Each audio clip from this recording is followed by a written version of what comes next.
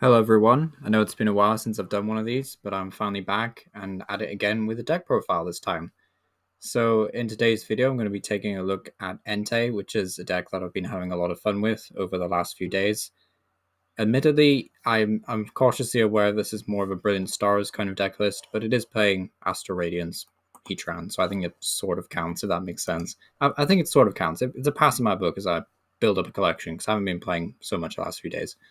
So Entei itself, just going into the actual deck list, what does Entei do? He's a 230 HP fire type with the ability Fleet Footed that says once in your turn, if he's in the active spot, you may draw a card, so very nice.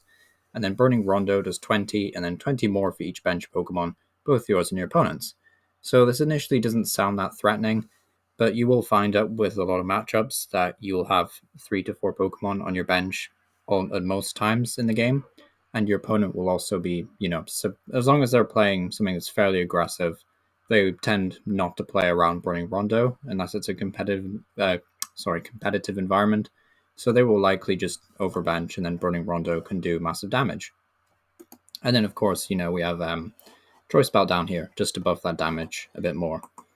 So the big thing about Entei and what sets it apart from other attackers like Raikou and Suicune is that it has a very tanky kind of abilities. Like it has tanking abilities, what I meant to say. So like HP is at 230 already, which is really high. But then we factor in Cape of Toughness, which can give him another 50. So we're already at 280, which is V-Star level. And then we factor in some Heat Fire Energy. I know I've seen some lists that don't bother with Heat Fire Energy. I still think it's important.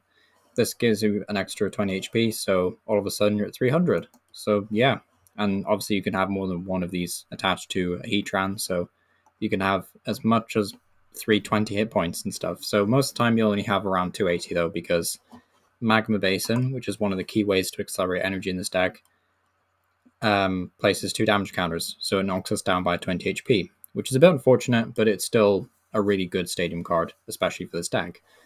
So obviously, in comparison to Suicune has Melanies that sort of excel in energy and draw 3 cards, which is really good. This deck kind of struggles in that department because you do need to find Magma Basin at least by turn 3, I would say, which over the last few games I've been playing, there was only one game where it was really difficult, and I prized 2 Magma Basins. I think in most games you should be fine, to be honest. I think you'll be fine.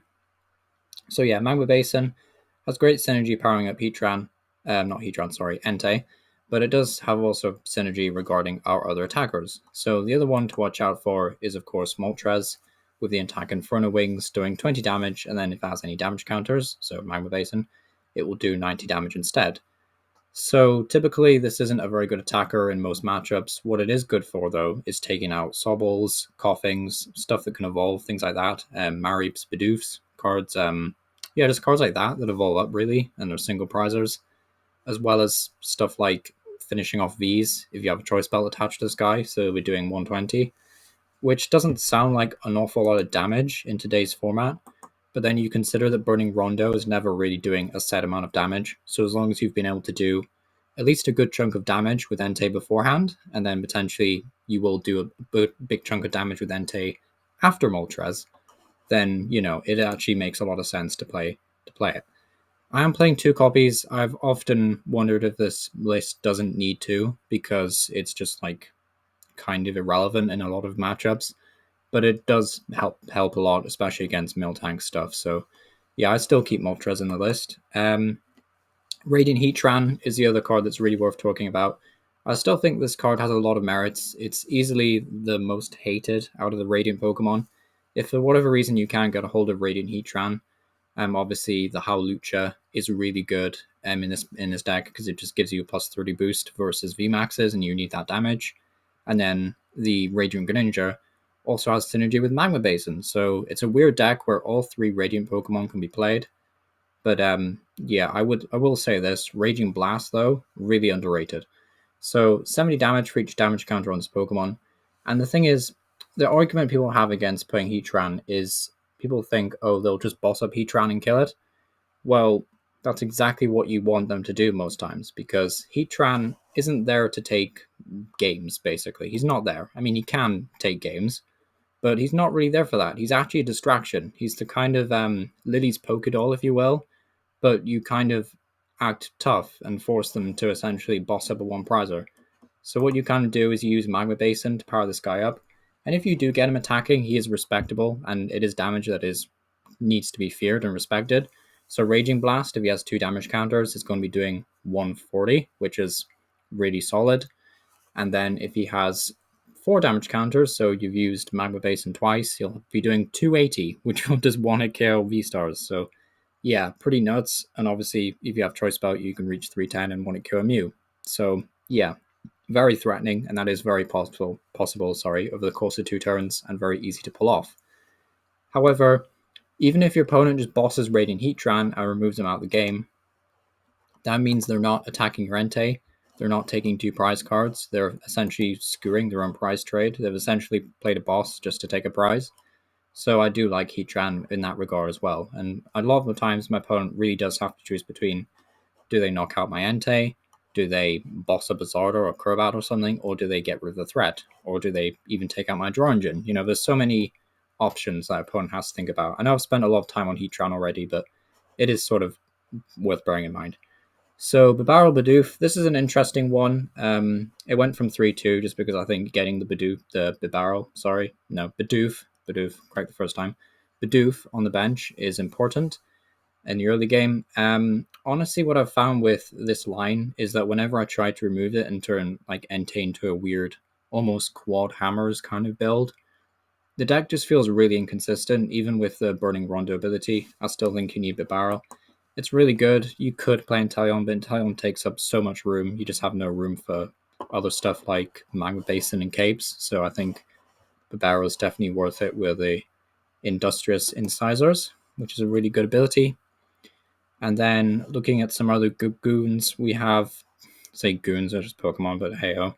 2 Crobat, again, just something you kind of want in this deck. I think as a one-off, it's pretty useless, but as a 2-off, even if you discard one in the early game, or you end up prizing one, I mean, 9 games out of 10, you'll never bench both of them, but they are, important to have some turns, so worth having. And then last but not least is the 2-1 line of Charizard. This is purely in here because I want to lean more into a Charizard deck in the future. You don't have to play this. This is totally optional. This is kind of just a 2-1 line because I happen to own them and I wanted to see, how good this could be.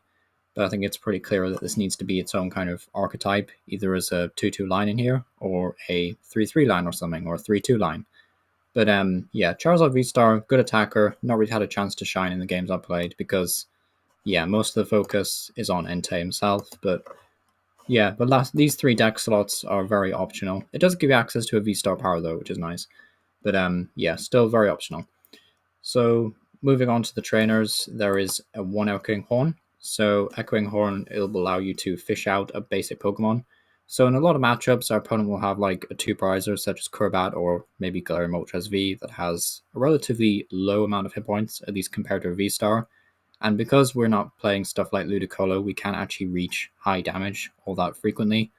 So it just kind of makes sense to have something like Echoing Horn. So we can just essentially say, right, that Crobat we knocked out last turn, let's put it back on the bench, boss it up again, and then take 2 more prize cards. So it just makes sense. And we're also playing Escape Robe just because I just want more ways to switch that's not actually a switch, because Escape Robe can sort of act as a pseudo boss, and this deck obviously loves to boss around things that can't kill. So having that option is nice. 2 Poke Catchers, I'm still very sketchy on this card, but it has come in clutch in some games because obviously you can't Boss's Order and Research. So being able to potentially Burning Rondo into Pokemon Catcher, hit heads, and then Research or something is pretty nuts, and it's really good. So it's still in here. Again, don't have to play it, but what I would say with this list is just give it a go and then see what you think. If you hate it, then obviously change it up a bit. But yeah, I would say it's worth it just to experiment sometimes. For a quick ball, obviously we're just in here for the basics. Don't know why I made a point of that. For Ultra Ball, obviously just to find all the other Pokemon. 2 switch, so we just need to switch out a bit. 4 Magma Basin, which is kind of what this deck lives on. It can't really operate properly mid to late game without it. In the early game, you can actually survive with manual attachments on Burning Rondo, but against more aggressive stuff, and especially towards the mid-late game, you will definitely need Magma Basin. And then 3 Boss's Orders, obviously just to boss stuff up. 3 Marnie, because we favor Disruption. 3 research. I was considering going 4 research, but discarding all your resources 24/7 is really straining, I think, on a lot of decks these days. And so having 3 research has actually been really good. It's been definitely a good switch up from playing 4 research. So would recommend you give that a go regardless if you're building this or not. Just try out 3 research, see how it goes. 1 Raihan. Still unsold on this because we're not playing Inteleon, we can't just fish it out. But it is pretty cool if we just have it in hand, because this can essentially say, wow, our Heatran now has a 3rd energy, it's now a threat, and you can potentially, attach an energy to Entei and then search your deck for a cape or a choice belt for game or something. There's plenty of ways this can be really good, and obviously you can also search out Pokecatcher or Escape Rope if you're feeling lucky. So yeah, there is definitely some applications that are useful. 1 Air Balloon. I know the switching cards are all over the place in this list, but it just makes sense. I honestly thought with the supposed, now cancelled, rotation, we would lose Air Balloon and gain something like Floatstone, potentially, but there's been no word of that, and Entei has a retreat cost of 3, which is really awkward and tanky. But yeah, 1 Air Balloon, mainly to get Moltres and Bibarel out of the active. But yeah, it's in there. Cape of Toughness that can be attached to Moltres to make him more tanky against stuff like Miltank, as well as, of course, Baby Heatran, and then, of course, 2 Choice Belt, and then the energy count. Speed Ember Power, just a quick one. Let me know what you think down below, and what do you think of Entei, and would you like to see gameplay? Because I'm happy to do that as well. But yeah, just let me know what you think. Thank you for watching.